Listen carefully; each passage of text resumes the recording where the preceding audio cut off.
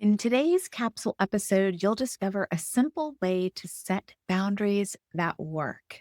Welcome to More Human, More Kind, the podcast helping parents of LGBTQ plus kids move from fear to fierce allyship and feel less alone and more informed so you can protect what matters, raise brave kids, and spark collective change. I'm Heather Hester. Let's get started. Welcome to More Human, More Kind. I'm Heather Hester. Today is day 2 of our 12-day holiday capsule, More Human Moments for the Most Wonderful and Complicated Time of the Year. These 12 episodes will guide you through simple exercises and responses to empower you and help you stay grounded and reflective. You don't have to conform to holiday pressure. Your peace and presence are the rebellion. These are not fluffy holiday tips. They are real moments for real humans. Today, we're stepping into a topic that so many of us wish we could skip: navigating tricky family dynamics during the holidays. By the end of today's short reflection, you will understand why boundaries are essential for LGBTQ plus families this time of year. You will learn a simple, shame-free way to script your boundaries so you do not freeze in the moment. And you will be able to practice a 60-second visualization to help you hold your ground with grace. So let's get into it. Imagine this scenario. You're in the car in the driveway before a family gathering. Your stomach is in absolute knots, and you are rehearsing possible conversations that might happen in your head. You know that your uncle will have something to say, and your kid is quiet in the back seat while you're trying to smile at them and say, "It'll be fine," while your insides are saying, "I really don't know if it will." Holidays have a way of activating old patterns that we have not lived in for years. You walk into the house you grew up in or a relative's house, and suddenly you're 17 again, managing personalities, smoothing tension, or shrinking yourself to keep the peace. This is all real. And I want you to take a moment right now to acknowledge the work that you have done.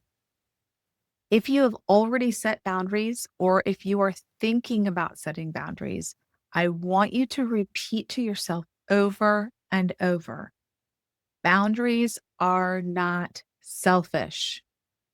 And if you are parenting or supporting an LGBTQ plus person, your boundaries create safety. Think of all that you do, perhaps without even realizing it. You hold the emotional temperature of the room. You buffer your child from microaggressions. You are translating, calm breathing, redirecting conversations, and scanning for danger at all times. This is invisible work, and it deserves protection. One thing I teach and encourage is the power of pre-scripted boundaries, the low drama sentences you prepare before the stress hits. Why? Well, because in the moment, your nervous system will choose survival, not eloquence. Scripts give your body a map. Some examples of this might be: we're not discussing gender or sexuality today. Let's keep the focus on being together. That comment isn't okay. Let's shift. We're not engaging in that conversation. Or, if this continues, we'll need to take a break. Short, clear, neutral. Being kind does not mean accommodating harm. Boundaries don't ruin holidays. People violating boundaries ruin holidays. Your job is simply to show up in a way that protects peace, especially your child's and your own. So, your strategy for today is to script your boundaries. Create one or two neutral, clear boundary sentences for every potential problematic scenario. Your ritual for today is the boundary visualization. If you can right now, or when you can, sit comfortably. Close your eyes if you're able, and imagine yourself standing in a doorway, the doorway of wherever you are going next. Now, picture a soft, glowing line around your body. This is your boundary.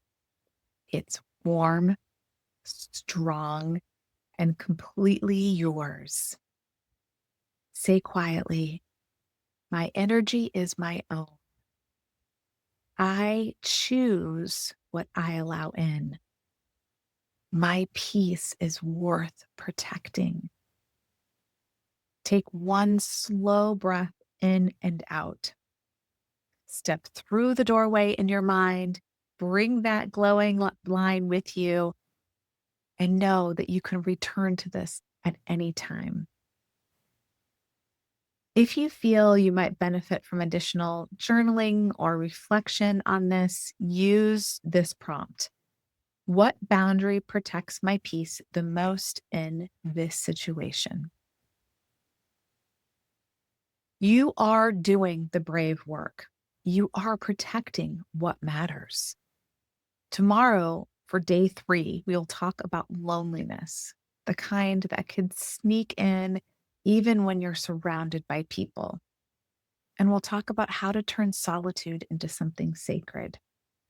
For deeper support, you can join my newsletter or explore coaching at heatherhester.net. Protect your peace, honor your boundaries, and keep choosing what makes you more human and more kind.